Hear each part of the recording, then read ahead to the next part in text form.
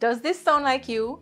You bought into that IPO they told you was a good investment, and now you're down 20, 30, maybe even 40%. You try to buy the stocks they talk about in groups or on social media. You've even taken a chance on the ones your advisor sends you via email. But after 2 years, that IPO, that stock is still down. There's a clear difference between investing and making a good investment decision. So if you're stuck, what you need to do is learn how to invest the right way. In our Learn Level 2 program, we teach you how to build a $1 million investment portfolio. To make money investing, you need to know which stocks are right for your investment strategy, know when is the right time to buy and sell, and know how to build the right portfolio for your investment style. This program will help you invest meaningfully while making money. When you sign up, you'll get monthly guidance on how to invest and make money while doing it. You'll have a community of investors on the same journey as you to support you, and you'll have resources to help you stay on track. Join our 2026 cohort so you can get back on track with your financial goals. All right, hope everybody is doing well. So today I wanted to talk about the news that we saw that came out a couple of days ago, 3 days, I believe, about Scotia Group's plan to delist from the JSE. So we're going to go through the release, look at the company a little bit, and then talk about what it means for the company and what I think it means overall for the JSE. Now, there have been some talks. I've seen some interesting conversations around what this means and, what persons think and, the impact to the JSE potentially, etc. So I'm going to talk about as much as I can. I try to keep the stream relatively short though. So let me know your thoughts in the comments, below or in the chat now about the delisting. Have you heard about it? What do you think? I've had quite a few clients message me about it as well, wanting to know my thoughts. So I pretty much sent them this video that I'll just share it in one place so that I don't have to repeat it, multiple times. All right. So let's start with the article. So this would have come out on Friday.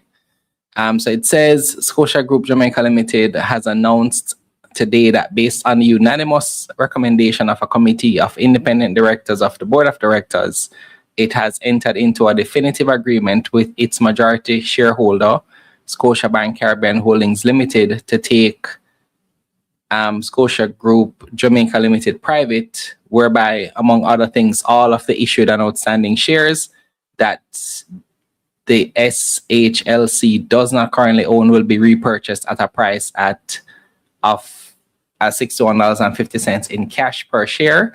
The transaction, subject to court approval, as well as the approval of the minority shareholders and other customary closing conditions. They currently own 71.78% of the issued outstanding shares. And then the purchase price here, they say, represents a premium of approximately 13% to the 30-day trading volume weighted average price, respectively, of the shares on the Jamaica Stock Exchange. I'll share my thoughts on that, right? I thought that was an interesting way to do it. But yeah, I'll get back to that one. The transaction is aimed at enhancing capital and operational efficiency and Scotiabank's agility in responding to market opportunities. If the transaction is completed, there will be no material impact on the current operations of Scotia Group Jamaica Limited. Commenting on the transaction, Group Head International and Global Transaction Banking at Scotiabank stated, with a legacy of nearly 137 years in Jamaica, this transaction reflects our ongoing commitment to our operations in the country. We are proud to deepen our investment and reinforce our support for the continued advancement and development of the Jamaican economy. Quite interesting, right? Seeing the statement and also hearing what the CEO said. You're saying that you're advancing the development of the country while removing your company from the stock exchange. So that was the first interesting thing I noted. It was interesting that you're saying that when you're removing now the opportunity for Jamaicans to own the company for the foreseeable future, right? Not that they can't relist, but I thought that was interesting to note. Jamaica and the Caribbean remain central to Scotiabank's global strategy, and its transaction reflects both our confidence in the strength of this business and our commitment to its continued expansion and success. The CEO says this transaction is intended to enable us to focus more sharply on long-term value creation and core business growth. We remain fully committed to supporting our clients, communities, and country's national development agenda. And I'm not going to read this right now. Hopefully, I'm not missing anything in detail. That asked David Rose to send me the article that he would have written. So I'll go through that as well. This is the price as at today. Now, of course, usually whenever something is released to the market that informs the price of a stock, then typically it trades closer to that price. I'll get into that another day, but look at, the off of a sale, or whenever there is an IPO or APO announcement, the price will find where something has been documented that is the fair value price, or that is the price that it's going to be trading at. So it's not surprising that it would have gone up since the last few days, to the point that it was announced. So it traded at $61 on Friday, and I'm not sure where it went today. Let me check to see if it went as high as $59.63 today. All right, and we'll go over the numbers in a second, but I mean, for those who are not familiar, Scotia Group was actually one of the leaders in the financial sector in terms of performance, stock price performance as well. I think it's been trading the best out of all the other financial stocks for the last few years. Consistent dividend payer, and just overall good management in terms of company benchmarks, etc. So I'm not going to do a stock review right now. I don't want to get into that right now, but we will look at the most recent numbers and the most recent dividend, etc. So they would have met to consider dividend and declared one on Friday as well. So that's this announcement here. Slow that up. So it says they're paying a dividend of 45 cents per stock. And so that's the most recent dividend. And let me see the most latest financial here.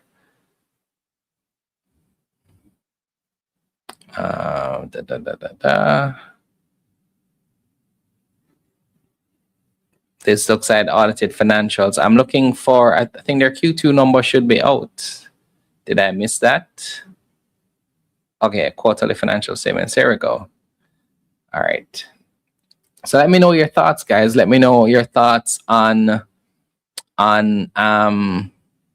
what Scotia is doing, how you feel about it, and what are your thoughts? Are you a Scotia shareholder currently? Let me know. All right. I think David sending me his article here.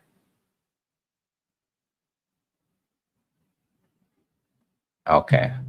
All right. So this is the list of their shareholders. So Scotiabank Caribbean Holdings as 71.78%. I don't know if you guys can see this, a little bit hard to read here. And then so everybody else pretty much will need to will get cash for their shares. So all of these companies in the top 10, Sagicor pool funds, national insurance funds, so on and so forth, all of these, so once approved, by the way, right? So it has to go through a process of voting, etc. I probably will go into another video about that process once I understand it myself.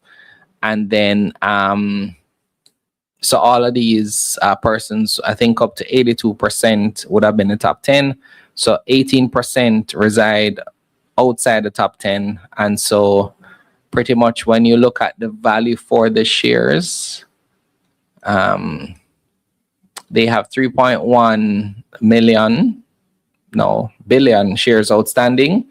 So 72% of that is the majority shareholder, and so the rest of that, if you multiply by the dollar amount they're going to be paying out, I think they said the amount is some millions US or Canadian. They mentioned the amount. Let me see if they said it in the document. They might have, but it's a substantial amount of money. Let me see if they say to that dollar value here. I'm not seeing that so far, but yeah. So what we have seen in terms of, so I'm not hearing from anybody in the chat. No, no Scotia Group shareholders in the chat. Does anybody own shares? And if anybody owns shares, tell me your thoughts on it so far. How did you feel when you saw the news? So what this process looks like, just like with anything else, it has to be called to a vote because the company is still publicly listed. Call to a vote.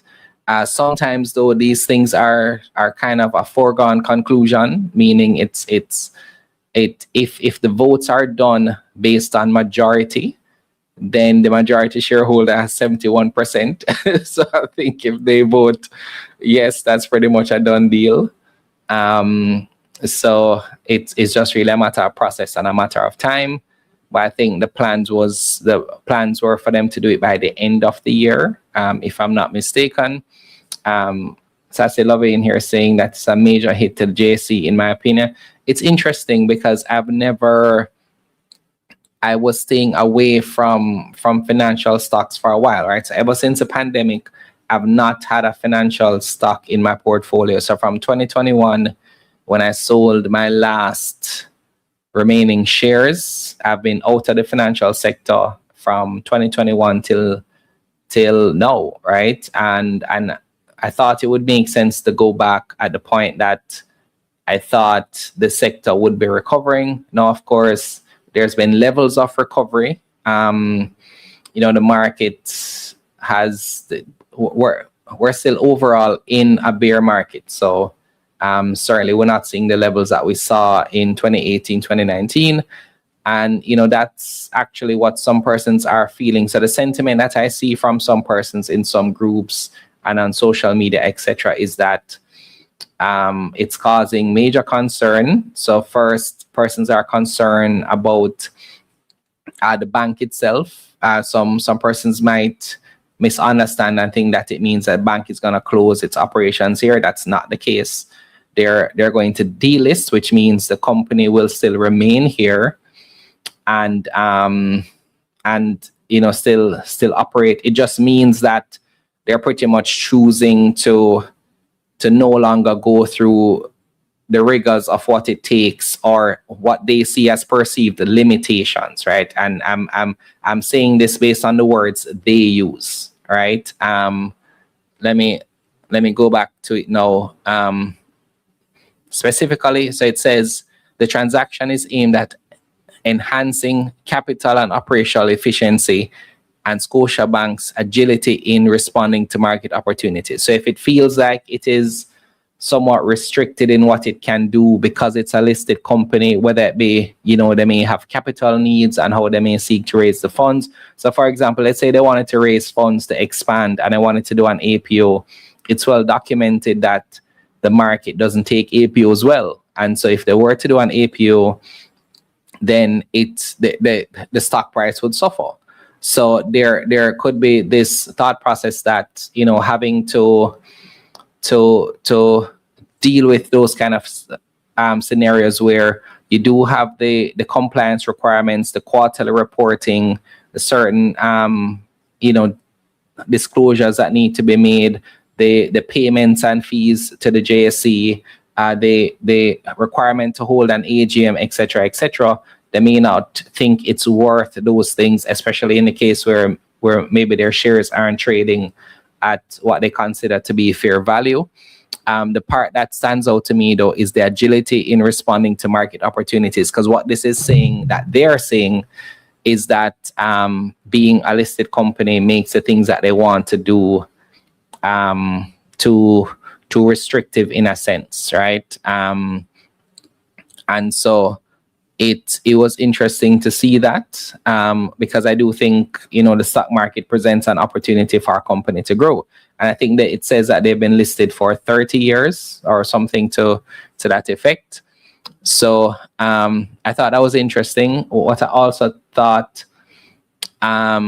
is that the price here, because I thought it's interesting for them to offer a 13% premium on the 30-day weighted volume price. I thought that was interesting to see, because you're also foregoing now not just that capital gain, but loss of income through dividends, right? There are persons who might have had this in their portfolio for months or years, getting a certain dividend yield.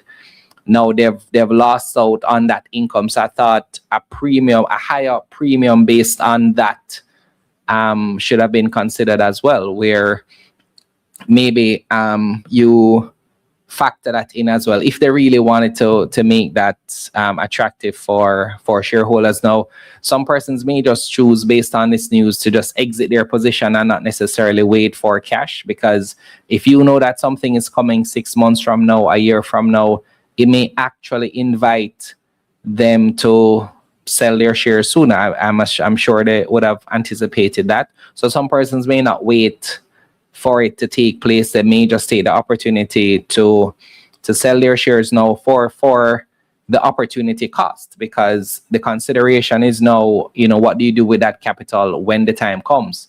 So instead of waiting 6 months to 9 months or however long it takes for you to get back that capital, some persons may choose to liquidate their shares now and just rebalance their portfolio with that in mind.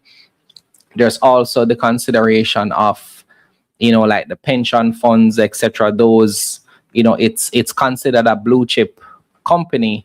So pension funds, unit trusts, equity funds, I'm sure would have had this stock in there as one of the, more stable companies, consistent dividend paying companies. So all those funds now will have to rebalance at some point. I've seen some interesting speculation as to where those funds will go. I think it's too early to get into any of that for the pension funds, etc. But it stands to reason that at some point you may see a certain amount of cash enter the market and going to different stocks or different asset classes based on what is here. Now, I'm sure a broker, I will not say the name, will have a bond ready and waiting for this whenever it's due. I would not be surprised if the date for the payout is Monday, that you see a bond prospectus a few days before or after to take advantage of that capital entering the market. So it's all of these considerations are there. Now, I did want to share my thoughts on it. Now, companies can list and delist for a number of reasons, right? So let me start with the listing reasons first, because I've spoken to a lot of CEOs about this, right? Jeremy Barnes from Fesco was actually in our community a couple of weeks ago, and we spoke about this very same thing, right? We spoke about raising capital, the considerations of it, and so on, right? So for those in level 2, he joined us on a level 2 meeting. So if you missed that, be sure to catch that recording. But so companies, for example, will come to the market to raise capital.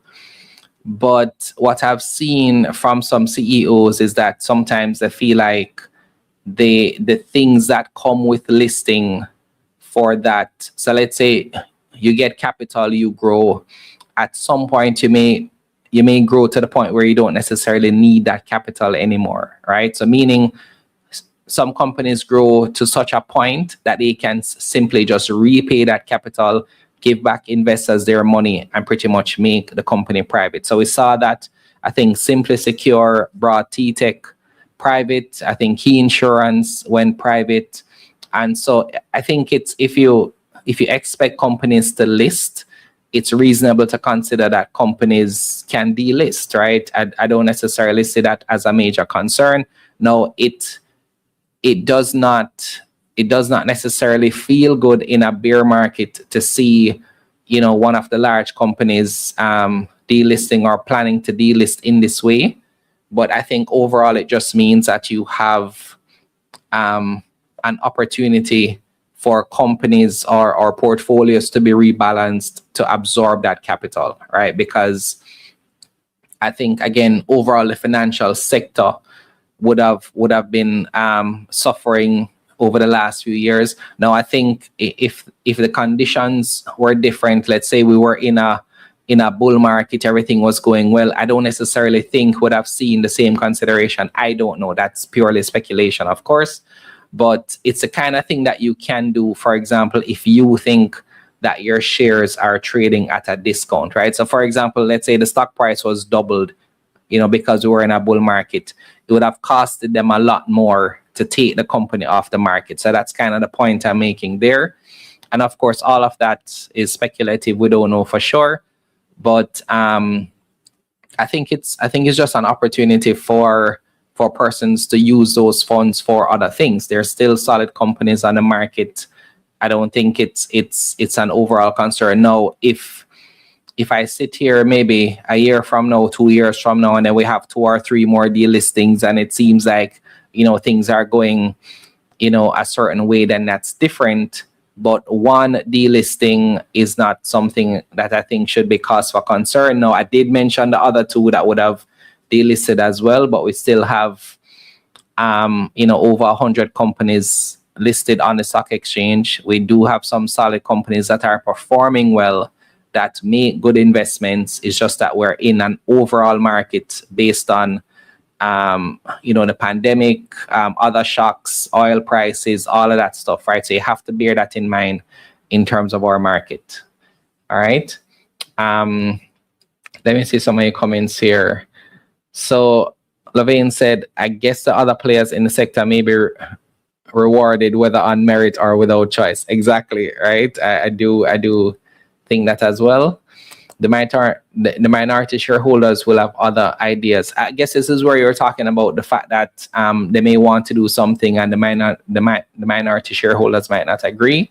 That's the case. So typically, and usually you see this when majority shareholders have a certain stake, right? So again, 71%, they have a certain amount of control or ability to make a certain decision. If the share representation was different, maybe they would have looked to do something else. But I mean, I guess they did the calculation and saw that it's something that they could afford to do and do it in a certain time.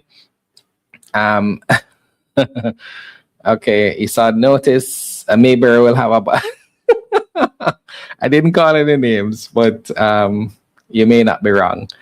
To be fair, can't have it both ways. Either stay private or reduce the uncertainty and commit to stay public. So pros and cons. Hopefully this strategy will not be widespread. So I mean, I think just as how a company can list, companies should have the opportunities to delist, right? So I that's why I'm not alarmed by it. There's still opportunities on the market. There are still companies that are worthy of investment.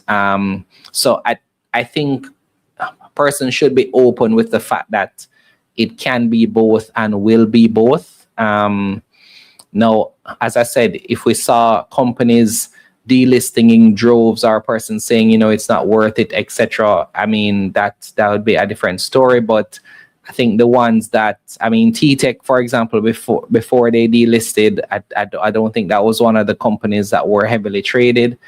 I'm not sure about Key Insurance. I didn't follow that one too closely, but those are the ones that I can think of in the recent years. And so I think it's just a part of, what it means to have a stock market.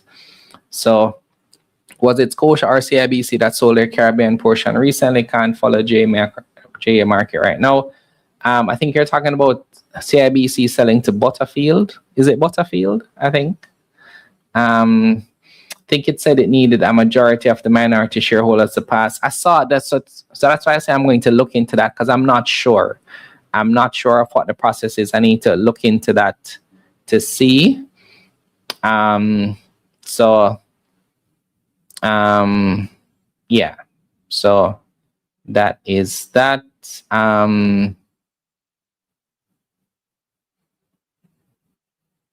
Let me see this here. Well, maybe you will see another finance that gain traction from Scotia to another one. That's okay. So this point I actually agree with. Now I was saying to someone that if it depends on how each investor chooses to reallocate their funds. I was saying to them, let's say a pension fund now has those funds from Scotia, and they say, well, we want it to be allocated in the finance sector with a certain percentage. They can now choose to take that capital and put it back within that sector, or depending on the policy or the rules that govern that fund, they could say, well, let's just find the best investment opportunity that there is, right? So it really depends on how that individual fund is managed, whether it be pension fund, equity fund, unit trust, mutual fund, etc.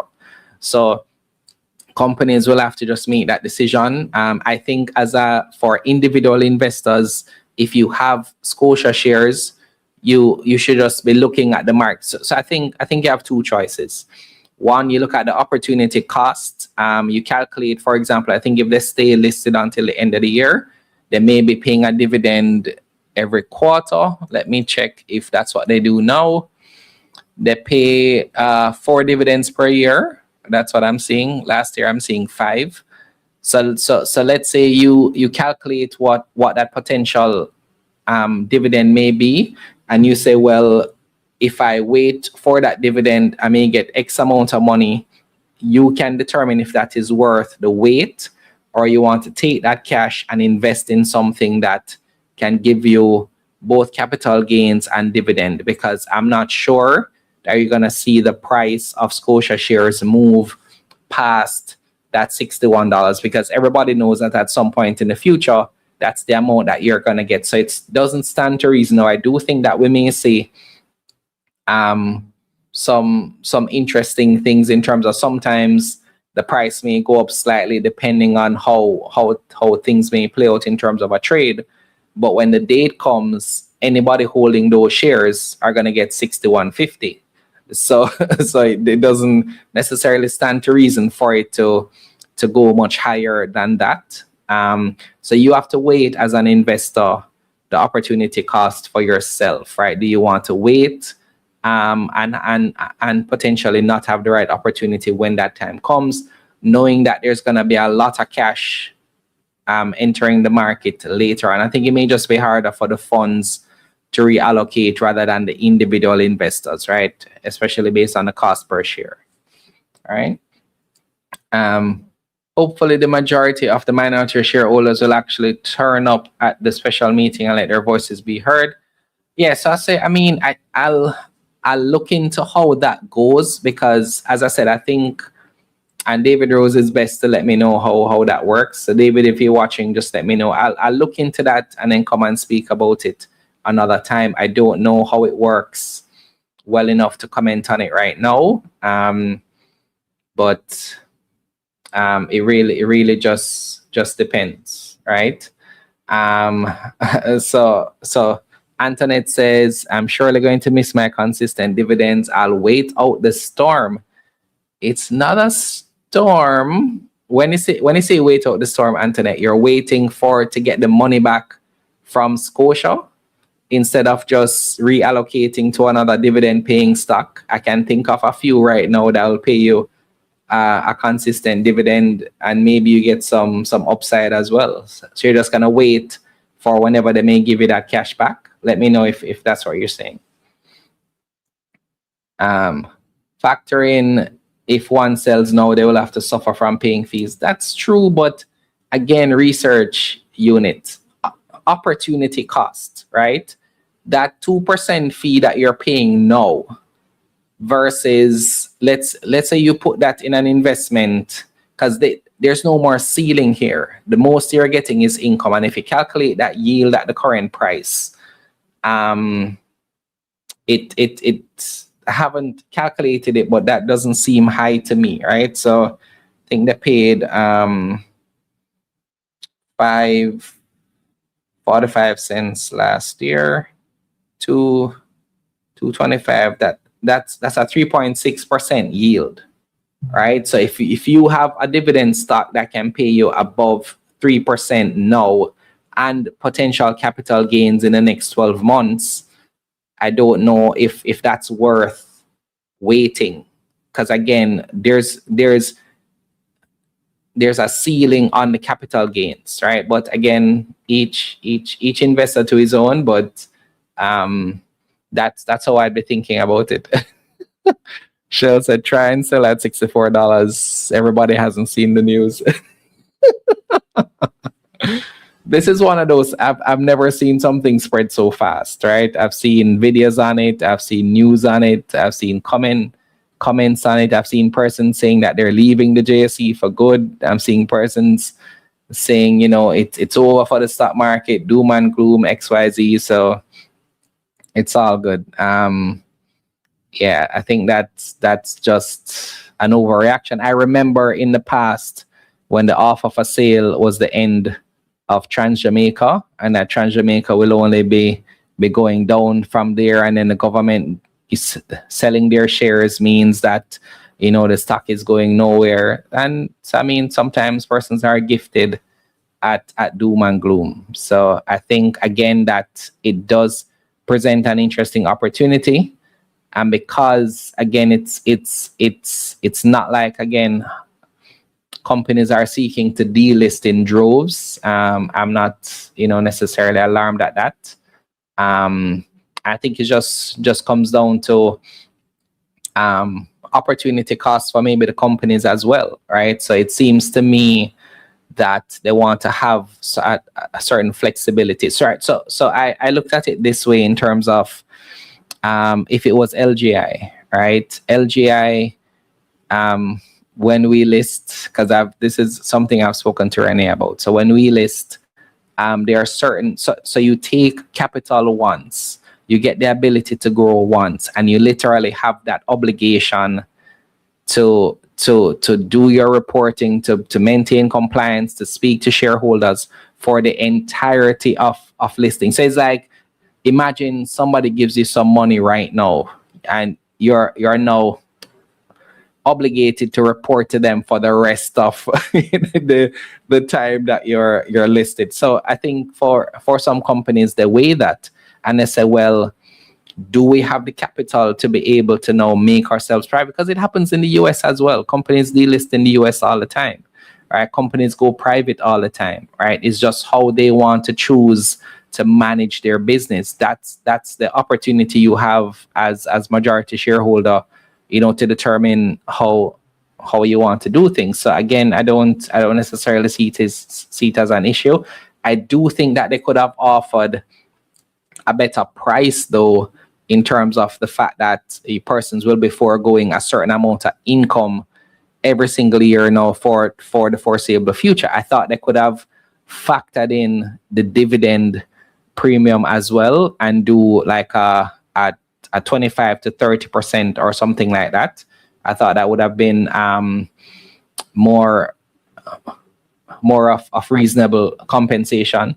Exactly, right? So there was no, I noticed that as well. So there was no mention made of enhancing shareholder value. I thought that was interesting, right? Shells, I didn't say that I'm going to delist LGI. Right, so I'm just saying that I understand from a company perspective, because we work with companies on the stock exchange for their compliance. We work on annual reports, we work on AGMs, we work on disclosures for companies, etc. It is a lot from the outside in. It is a lot to consistently manage for the fact that you raised capital once. And I'm just being honest. I think this is how some companies look at it. that, you know, you raise capital once and you have this ongoing obligation that does not end unless you return the money, right? So of course, I see it as a fair trade. You get capital from investors and you have the opportunity to grow your business, and that growth has a cost, right? The cost is compliance, the cost is reporting, the cost is doing certain things. But if and when LGI list, I don't think we'll worry about that because we already know what it takes. What other stock will give me a comparative yield in dividend or above 3%? I've had mine for over 10 years. Capital gain 95% to date. Antoinette, I'm not a financial advisor, but I can think of a few stocks that give you above a 3% yield. And that can give you 95% gain in 10 years if that's the measurement. So I'll just say that, right? So which low price stock to buy that pays dividend twice and growing stock? True, they're buying far too low. Research, I don't know why she putting words in my mouth, right? So is this a pattern? Scotia, CIBC, so next NCB will not delist. That no. Well, let me not say that. You never know, but I think the majority shareholder for NCB, for them to find that capital, that maybe, you know, I don't know. I'm hoping they would reconsider and offer $75 per share. That's not likely to happen though. Usually these things are kind of fixed. If anything, they may choose to pay out a higher dividend, who knows? But maybe you can say that you're waiting for something like that. But I mean, maybe they may sweeten the deal and pay a special dividend, who knows? I mean, we don't know, but that's probably the most you can hope for. But those things are calculated. How they're going to source the capital is, you know, probably worked out, or where it's going to come from. You're not likely to see that change. All right. So are there any questions, guys? If you're a Scotia shareholder, how do you feel? The higher the price, the more it will cost the company. True, but look at it this way now. If you now don't, so let's say now they own 100% of the shares just from the dividend alone, techie investor, right? So that $2.25 that they pay in dividend, right, for 3 billion shares, 572,984. That's $7 billion per year. The company that majority shareholder is getting back in dividends. So it's a higher price in the short term, but remember now, every time this company pays a dividend in the future, it's going to one entity. So regardless of what they pay now, it's not going to be anything compared to that 7 billion in dividends that it pays every year. So even if you pay a premium now, and I think a true premium would have been more than that. That's all I'm saying, right? A true premium would be like a 20 or 30%, not 13%, right? So I think that's all I'm saying, because there's an opportunity cost for cash flow as well, right? So now this majority shareholder gets that $7 billion dividend for themselves every year for the foreseeable future. That's what I'm saying there. Jermaine recommend TJH. TJH is the answer to all your questions. I did not say that at all. Trans Jamaica went over $8 as predicted. $10 right around the corner. Let's give it some time. I mean, boy. Scotia is an international bank. Why the random pull up? I don't think it's random. I don't think it's random. Certainly not. Is it possible the three conditions in the JSC release will not be met and the company will reach even higher heights? It's a win-win for the company and shareholders. Well, let's see. Time will tell. So you get what I'm saying? Okay, cool. Because I mean, I I pay a true premium now and I get $7 billion every year for the foreseeable future, right? So that's no matter what I'm paying. I don't remember, working it out, right? So wonder if their customers will still support them in a similar fashion. Sure, some of them are shareholders as well. Yeah, so I mean, I'm more concerned about like the persons close to retirement, the persons would have earmarked this for like their pensions, persons needing money in retirement, those kind of things. But I mean, again, this is what comes with a stock market. Opportunities come, opportunities go. I'm not concerned about that part. How much Jamaica stock can you buy with one Scotia? What's wrong with you guys? Guys, you need to move on from Trans Jamaica. All right, it's not the only stock there is. Actually, we had a conversation about that in level 3, just last Saturday, where I said this point, and I'll say it here, that Trans Jamaica is one of those stocks that makes the average investor or the rookie investor feel like they're better than they are at investing.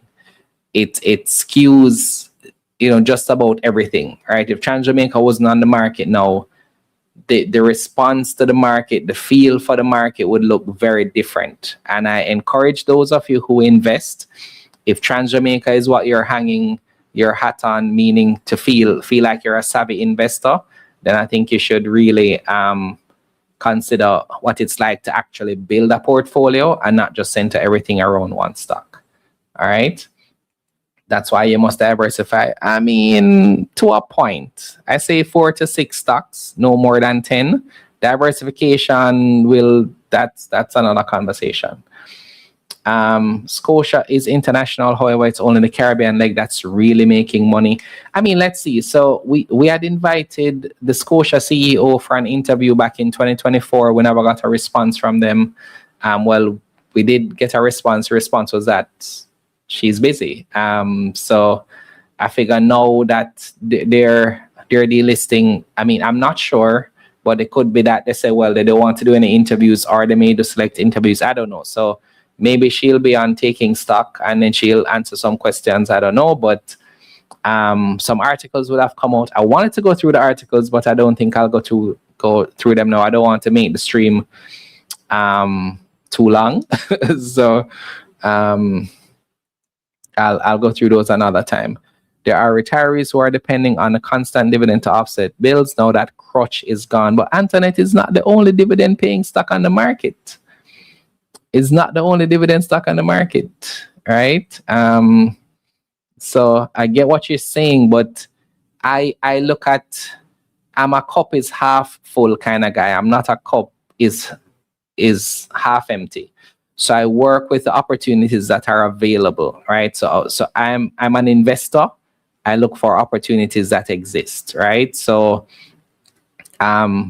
and I mean, if persons are choosing now to invest in the US market, you can just understand what comes with the US market, because persons think the US market is easier than the JSE and this and that, but there are certain things that come with it that you have to be aware of.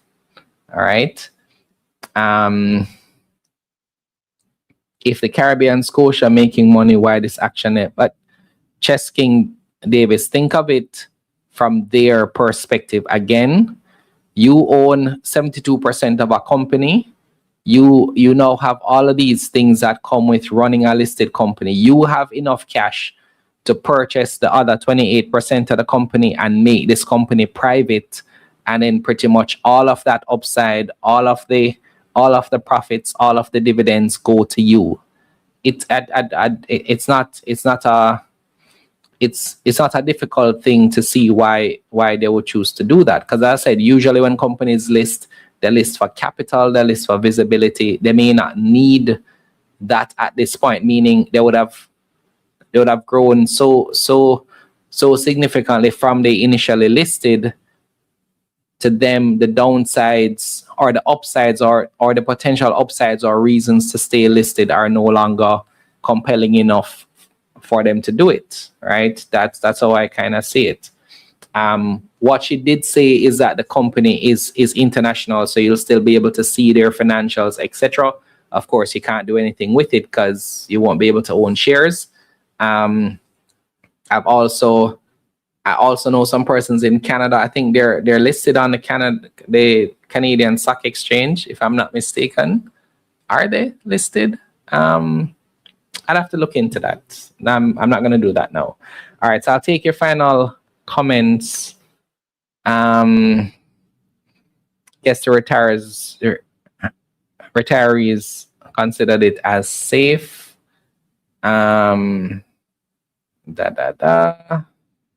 the last investor update, some of the minority shareholders requested a high dividend payout. Few retirees were required book. I don't think that's why they're choosing to delist, though. Every AGM, every elderly investor or older investor will ask for more dividends because that's what they're investing for, income in retirement. So that's reasonable. Jams, can you tell me the ticker? They're listed on the Toronto Stock Exchange. All right, let me check. Scotia, Toronto Stock Exchange. Okay, Bank of Nova Scotia is listed $118 Canadian. Price has gone up. Year to date, it's up 15%. And then year to date, this is up 10%, right? So the one for the Toronto Stock Exchange is actually performing better than the one in Jamaica. A dividend yield is 3.85%. 16 times PE. Let me see, last 5 years, up 49%. 1 year, 58%. Hey, so there you go. All right. Oh, Scotia doesn't need us anymore like baby turn adult as an example. Not the example I'd use, but you can look at it that way. I mean, because to me, again, I don't know if anybody would be offended by me saying that, but that's how it reads, right? Like they mention things like agility, they mention things like so right here it says this transaction is aimed at enhancing capital and operational efficiency and Scotiabank's agility in responding to market opportunities. So they're saying being listed doesn't allow them to respond with the agility they would want. I don't know if it's like capital requirements or the compliance requirements or just the things that they would need to do to maybe grow as aggressively as they'd want to grow. They may have to like stop and get permission from shareholders before they do an acquisition or do some major raise or split the shares, whatever it is they would want to do. They see being listed as getting in the way of that. All right. Based on what you said about listing for capital, maybe it was all a part of their plans from the start. I mean, who knows? If it was a part of their plans, I don't think they would tell anybody, right? The company's not going to say, hey, we're going to list now, and 30 years later, we're going to take it off. I mean, it's one of those things. I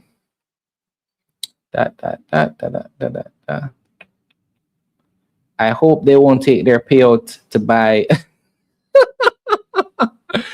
Antoinette, you're entertaining. Antoinette, message me. I'd like to talk to you, Antoinette. Send me a DM on Instagram to my personal page, Jermaine the Coach. All right. I want to talk to you. Why you don't want to use why you don't want them to use their proceeds to buy SpaceX? I mean, it's the best IPO since sliced bread, right? I think they have investments at paying approximately 12% per year. What are you talking about, Ezekiel? Let me know, please. All right, guys. So I'm going to wrap up this video now. Thanks to everybody for exactly, Shells. If let me know your thoughts. Are you a Scotia Group shareholder? If so, what are your thoughts about the delisting? if you are a shareholder, what are your plans? Are you going to wait it out? Are you going to kind of take your funds now and kind of reallocate them on the market? Let me know, please, in the comments. Random question: you think the JSE will ever get some? Can you maybe rephrase that? I think that's an incomplete random question. If you state it in the next minute, I may have a chance to answer it. The most famous rug pull in history. Listen to me. I've seen some, like, it's crazy. And this is the same US market that everybody is rushing to. So I think, to me, I said this before, that now the US markets has done well for me. I cannot deny that, right? It's very close right now, because up until last year, the US markets were actually leading for me. But in the last 12 to 18 months, I'm in the JSE. I'm very happy with my returns there. So I think you just take advantage of any investment opportunity that you can get, regardless of where it resides. Focus on the investment and not where the investment resides. Do you think the JSE will ever get something similar to a S&P 500, S&P 10 maybe? I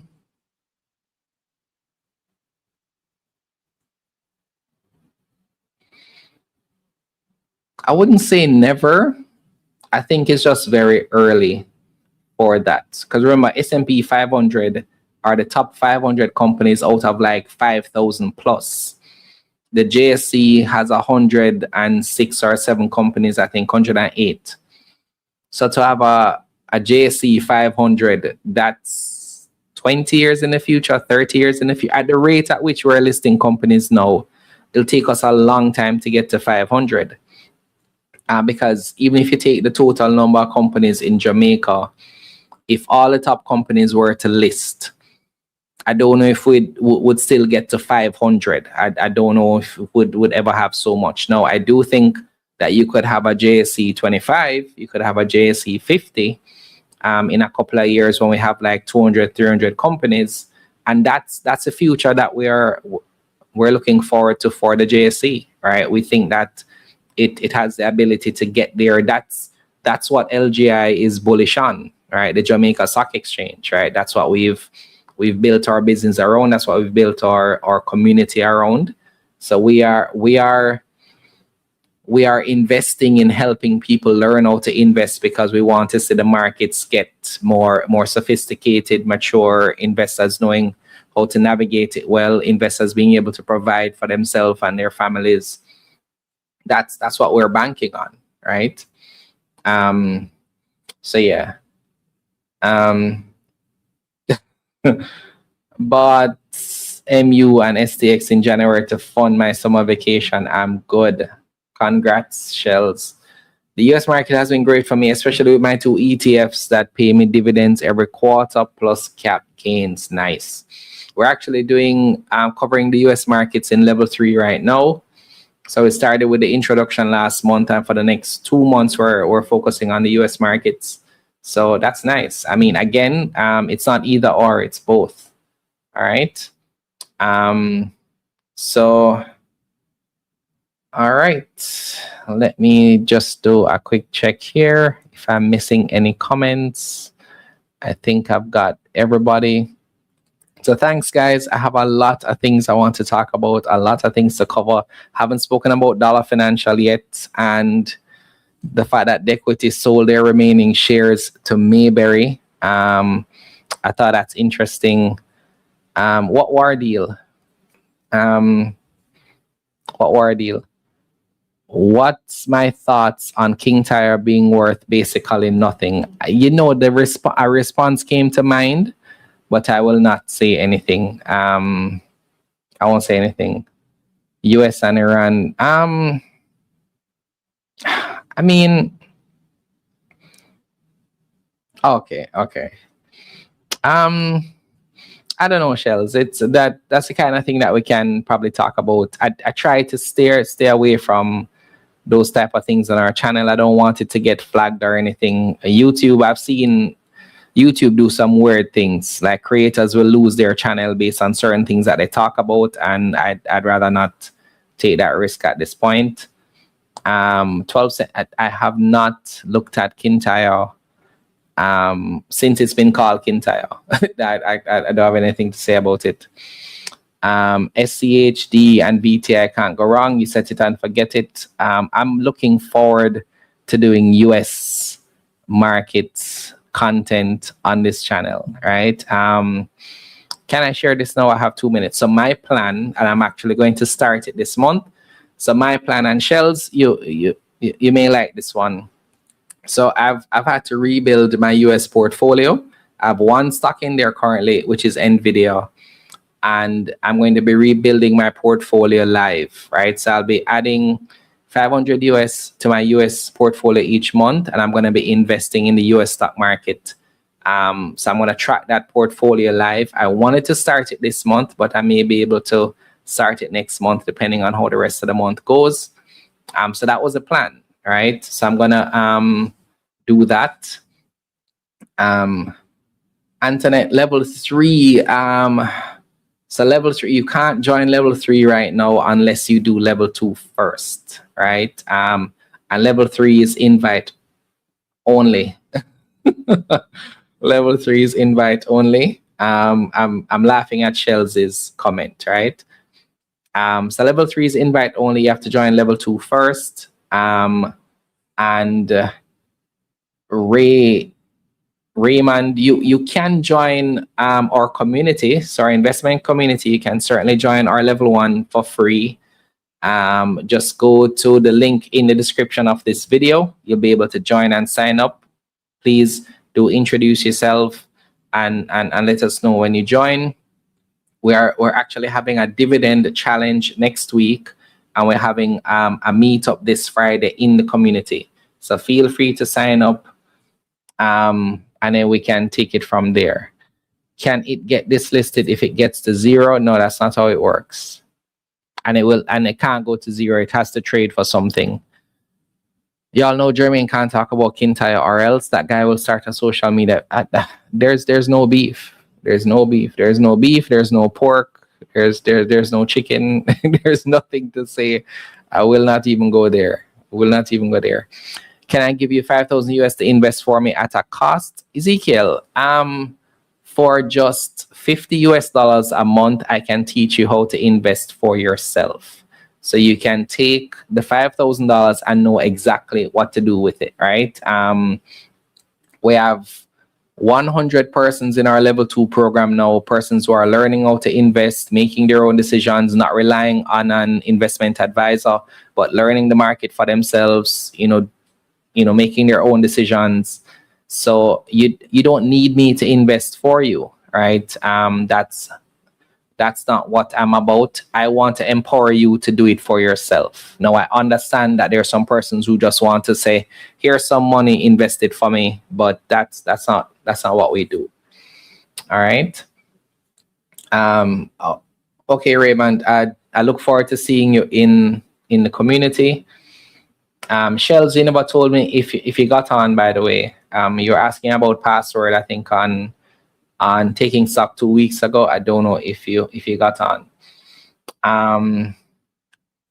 Okay, all right. Definitely have to wrap up the stream now. It's an hour, but there's a lot to talk about. So I'm actually going to be meeting with someone now. I know it's a little late.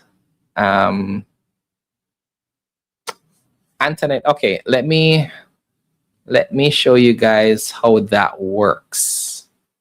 So I'll go to the level 1 community here. So I'll share my screen, right? So when you sign up, you'll join our level 1 community. So right now we have 3,500 members in our level 1 community. And when you join, you'll see all of these channels, right? The first place I want you to go is start here. Introduce yourself. We do have a mobile app as well. It's called Kajabi. So you can install that app, and then you can use the community from the app as well. So we talk about the stock market, any market offers. If you want to RSVP for the next meetup, you can do that. So we have a check-in call this Friday. that you can RSVP for. We do have a young adults coaching program that I do. So if you're a young adult between, let's say you're between 19 to 30, you want to learn how to invest, just DM me. I teach young adults completely for free. I'm just doing it this year though for a limited number of young adults. So I think the group can pass maybe about 30. So if you're a young adult and you're interested, just send me a DM and I can get you added, but you'll have to commit to having at least $10,000 to invest. I think that's the amount I said. And then you just join and I, teach you once per month on a Saturday with a group of young adults. Then our dividend challenge is almost fully subscribed. So here it is, our dividend challenge, our 3-day challenge. So you click on this to RSVP. And then the rest of it, just, ask your questions, enjoy the community, and we go from there. All right. So hope that helps you, Raymond. I'll join level 1 this week if I can find us. So, let me know if you have any trouble. I didn't have to DM you on Telegram. I've been busy. We'll DM you soon. Okay, sounds good. All right. Okay, guys. Have a good rest of the week. Congrats to Knicks fans. I was rooting for the Knicks. I'm happy that they won. I'm happy for Stephen A. Right? I'm happy for Stephen A. So young adults, if you're interested, send me a DM on IG and we'll walk you through the process. I will take it from there. All right. Have a good night, everyone. I'll see you again real soon. Does this sound like you? You bought into that IPO they told you was a good investment, and now you're down 20, 30, maybe even 40%. You try to buy the stocks they talk about in groups or on social media. You've even taken a chance on the ones your advisor sends you via email. But after 2 years, that IPO, that stock is still down. There's a clear difference between investing and making a good investment decision. So if you're stuck, what you need to do is learn how to invest the right way. In our L.E.A.R.N Level 2 program, we teach you how to build a $1 million investment portfolio. To make money investing, you need to know which stocks are right for your investment strategy, know when is the right time to buy and sell, and know how to build the right portfolio for your investment style. This program will help you invest meaningfully while making money. When you sign up, you'll get monthly guidance on how to invest and make money while doing it. You'll have a community of investors on the same journey as you to support you, and you'll have resources to help you stay on track. Join our 2026 cohort so you can get back on track with your financial goals.